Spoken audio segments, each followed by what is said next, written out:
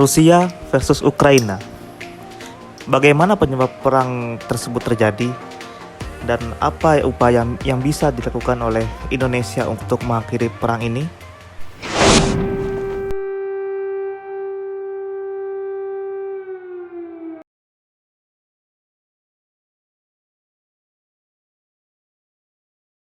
In 1991, Ukrainians celebrated their first election. The US called it momentous. One voter described a flowering of our soul. But for all the enthusiasm, democracy couldn't change Ukraine's geography or its history. To the east was Russia. To the west was Poland, Slovakia, and Hungary. All three had communist past. By 2004, all three had joined the European Union. Konflik antara kedua negara tersebut semakin memanas sejak Kamis tanggal 24 bulan Februari 2022. Rusia memulai perang dengan melancarkan serangan ke wilayah Ukraina.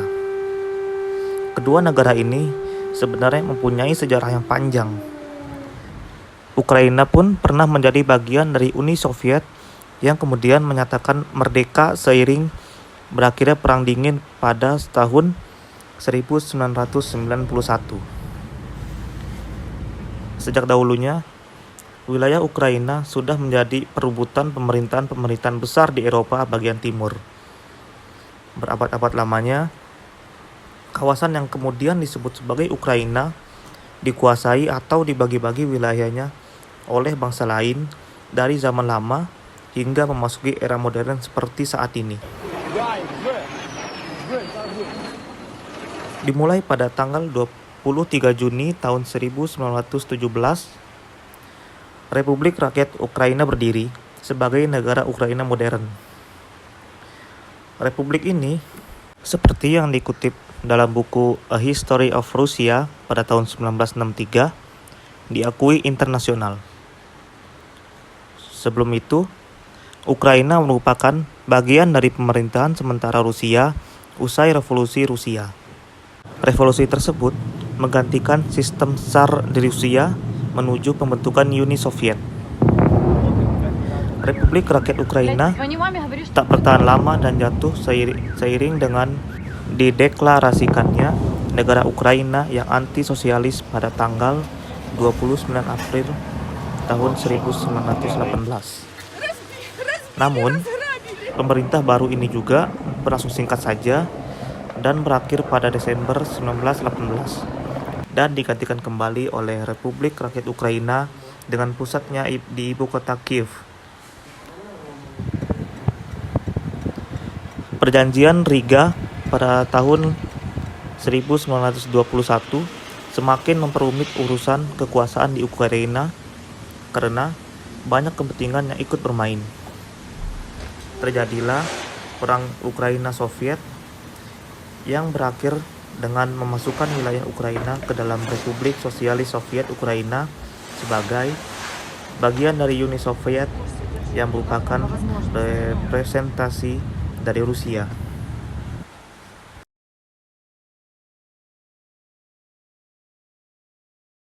Мною принято решение о проведении специальной военной операции.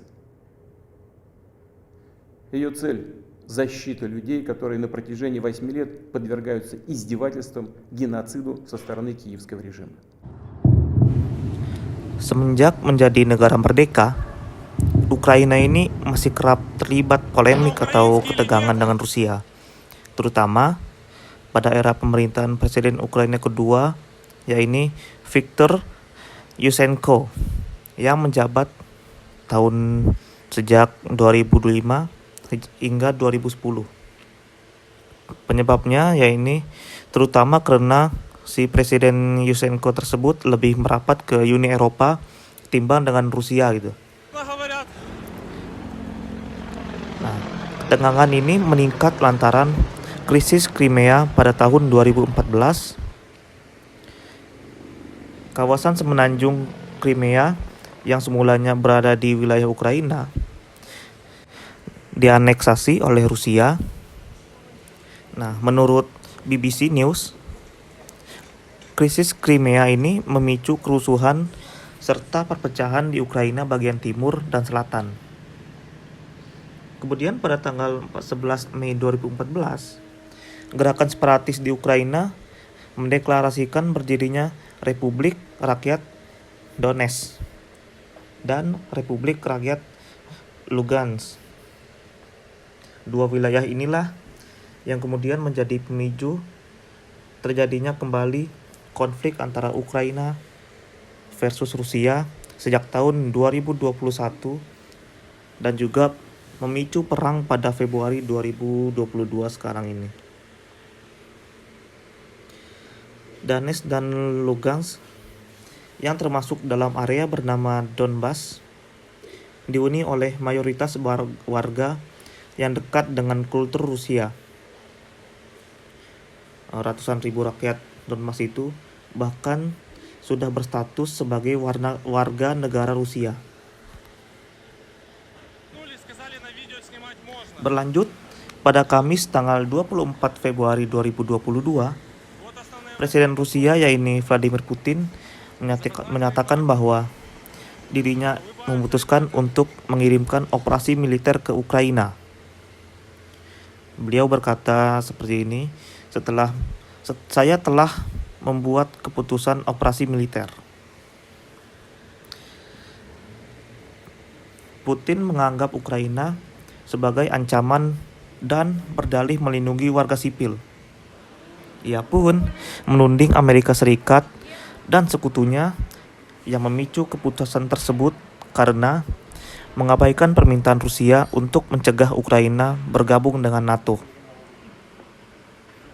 Tak hanya itu, Putin pun memperingatkan kepada negara-negara lain untuk tidak mengganggu misi Rusia ke Ukraina. Jika negara lain abai, ada ancaman mengerikan yang dilontarkan oleh Presiden Rusia tersebut kepada siapapun yang akan mempertimbangkan untuk ikut campur dari luar. Jika Anda melakukannya, Anda akan menghadapi konsekuensi yang lebih besar daripada yang pernah Anda hadapi dalam sejarah. Semua keputusan yang relevan telah diambil. Saya harap Anda mendengar saya. Begitulah kata Vladimir Putin. Pihak Ukraina tidak tinggal diam dan membalas pernyataan perang oleh Rusia. Melalui juru bicara Kementerian Luar Negeri, Oleg Nikolenko, Ukraina pun menegaskan akan memberikan perlawanan dan mempertahankan kemerdekaan tanah air mereka. Ini merupakan tindakan perang, suatu serangan terhadap kedaulatan dan integritas wilayah Ukraina, sebuah pelanggaran menjijikan terhadap statuta PBB, norma, juga prinsip hukum internasional. Tukas Nikolenko dilansir dari CNN pada hari Kamis tanggal 24 Februari 2022. Beliau pun mengatakan lagi, kami harus melawan penyerang dan mempertahankan tanah Ukraina sekuat mungkin. Hingga saat ini, serangan Rusia ke beberapa kota di Ukraina masih terus berlangsung dan sudah memakan banyak korban. Banyak pihak dari seluruh dunia yang menyerukan kepada Rusia agar menghentikan agresinya dan menghormati kedaulatan Ukraina.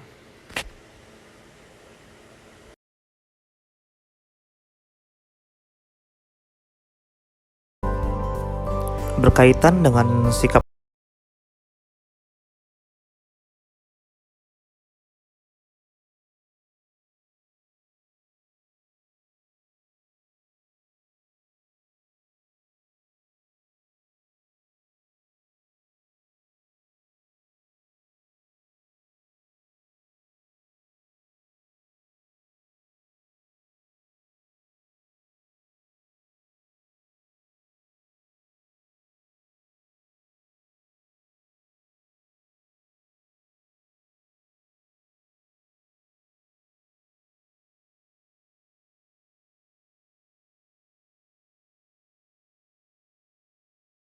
saja maupun ke pihak Rusia ataupun ke Ukraina.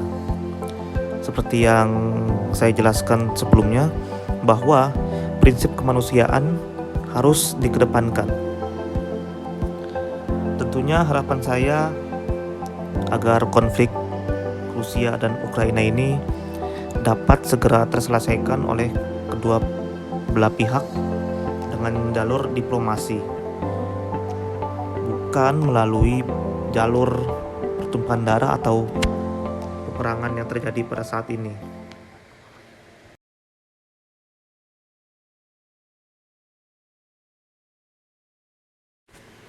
Terkait posisi Indonesia saat ini dalam konflik yang terjadi antara Rusia dengan Ukraina, pemerintah kita menegaskan bahwa Indonesia tetap menjalin hubungan baik dengan Rusia maupun Ukraina karena kedua negara tersebut adalah sahabat Indonesia.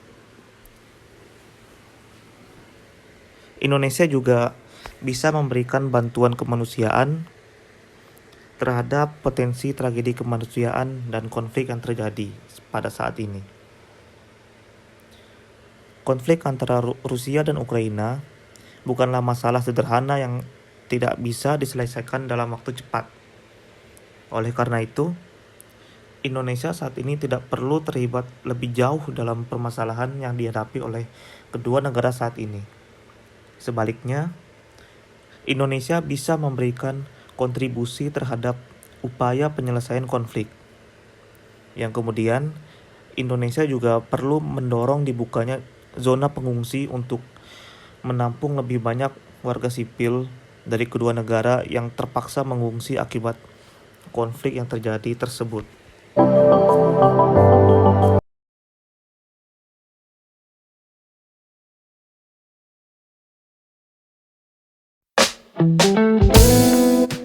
Hingga saat ini, perang antara dua negara tersebut masih terus berkelanjutan. Belum diketahui pasti kapan perang tersebut akan berakhir. Namun harapan saya, perang ini harus segera berakhir dengan jalur diplomasi. Karena jika perang tersebut tidak segera berakhir, akan banyak sekali dampak yang ditimbulkan dan akan dirasakan oleh seluruh negara di dunia.